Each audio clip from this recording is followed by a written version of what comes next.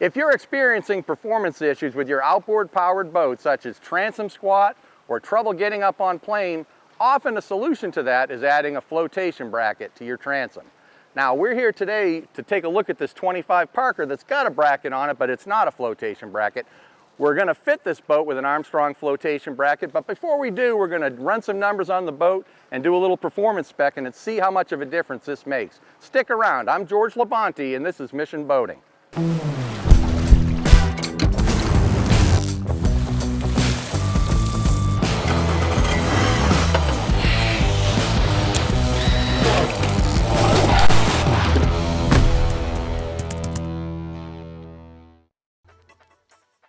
We're joined today by Adam Mellusi. Adam's actually a friend of mine and the host of a very popular YouTube channel called Movin Weight Fishing. You might have seen it. Adam, you're experiencing some problems with your boat performance-wise here, and we're trying to tackle those problems one thing at a time, and a lot of it's going to be attributed to what's going on back here. Why don't you tell me what you're going through? So George, you know, a lot of days I'm really heavy on this boat, running guided trips, 5 people on the boat, whether I'm commercial fishing, 1,000+ pounds of fish in the boat, I'm weighted down.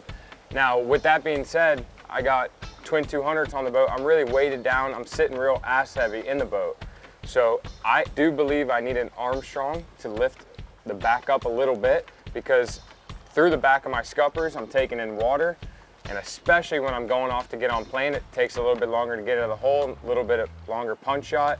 I think my performance numbers are going to go up with an Armstrong, but yeah, right now I just know I'm sitting lower in the water than I should be, and I have draining issues, floor well issues because of it, and it's just opening doors of problems for me. Understood. Now I know when you got the boat it had 140 horse motors on the back, and it's already got a bracket on there, but that's a porta bracket, I mean, and that serves a purpose. Where the boat came from on the west coast, they go in a lot of shallow water, but that's not helping you out here. You recently upgraded to 200 horse motors, you're adding a lot of weight back there, and we're here today to really kind of run some numbers and do some before and after performance numbers here and see just how much of a difference the addition of this Armstrong bracket is really going to make for you. I totally agree, George. I couldn't have said it any better. You know, like you said, there's nothing wrong with the porta bracket. It just doesn't fit this application. We all believe it is going to make quite the difference, and we're going to find out. I think you're going to be pleasantly surprised. In fact, the boat builder, this actual boat, they now use Armstrong brackets as their standard bracket when they build the boats new. So it's been tested before. We just haven't seen it on this particular boat. But why don't we get started and do a little bit of running around and get some notes and see what we're up against. Let's put the boat in the water and go.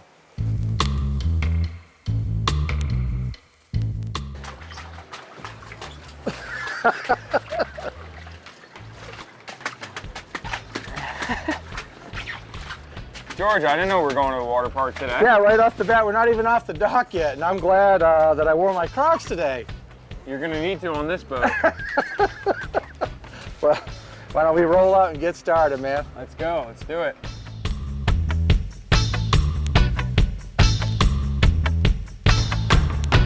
All right, George, so I think first we're going to start off by trying out a couple hole shots. We're going to run some numbers and see how long it takes to get up on plane.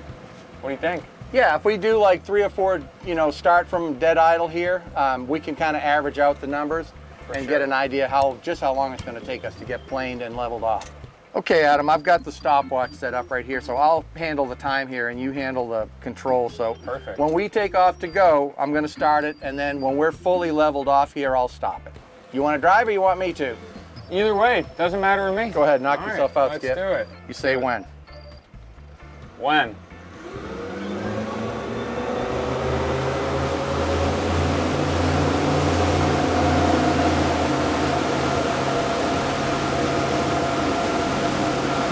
Okay. Little delay there. 11.04 seconds. And what are we looking for, George?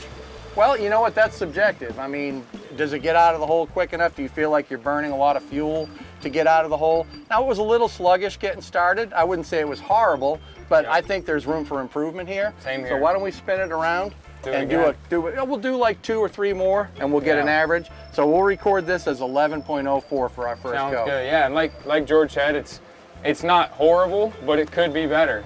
Oh, we got somebody charging us here, George. Here they come. Pirates of the Caribbean. Really coming straight for us here. They're tired of us running back and forth. Yeah, they got the fenders on there ready to tie up and everything, Chris. We're going. C-Pro crew's going. Okay, good to go. All right, let's let his boat weight go by here. Yep. You ready, George? Yep. Let her rip.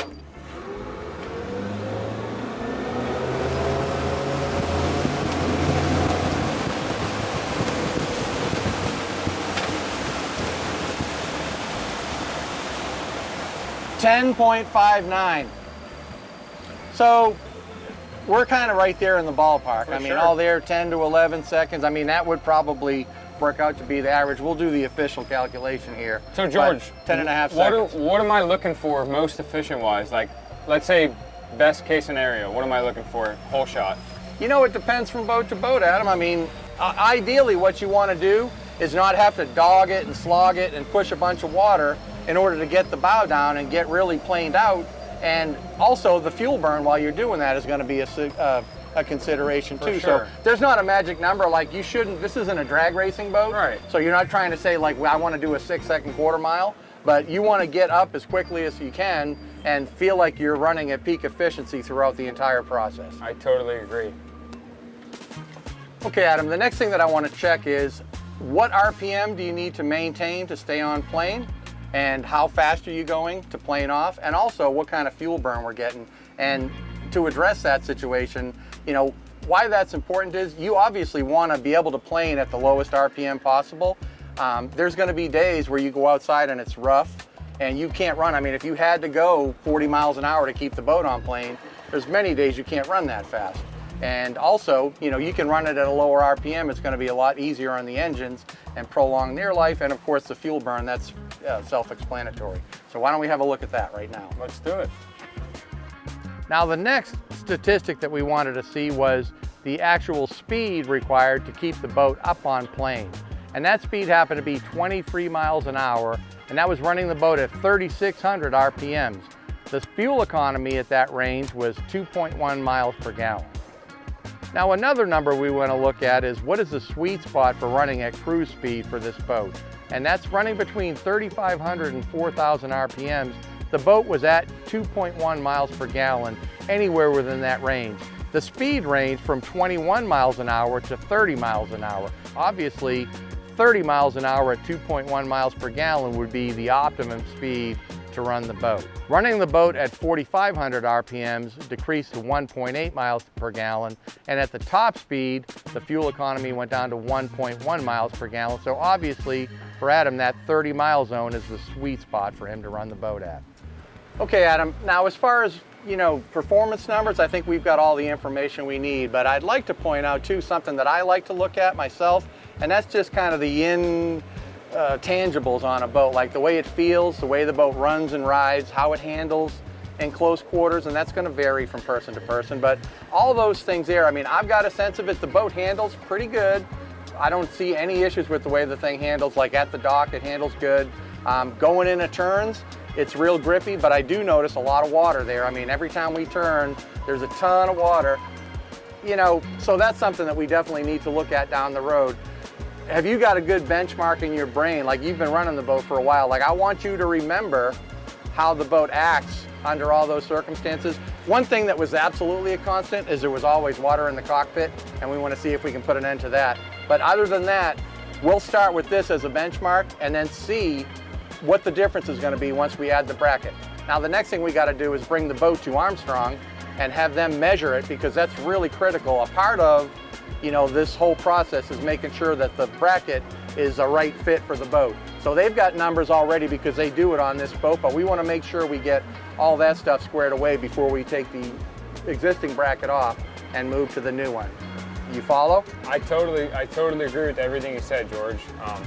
Like you said, it's not that the boat's not performing properly. We could just upgrade its performance a little bit, and we'd like to avoid water on my deck, and we'd like to avoid water splashing on the motor. So those are a couple things we're going to look for when we put the Armstrong on the boat. And I do have kind of a benchmark of where we're at right now and how the boat performs, and I will definitely notice if there is a difference. I'll notice the difference. I'm curious to see myself. Let's go over to Armstrong and then we'll get started there. Up next, we meet with the bracket experts at Armstrong Nautical Marine for proper guidance on measuring for a custom bracket build. Think a flotation bracket would improve the performance of your boat? Make sure to subscribe to follow the full transformation of Adam Mellusi's Parker project. Mission Boating, the ultimate marine resource.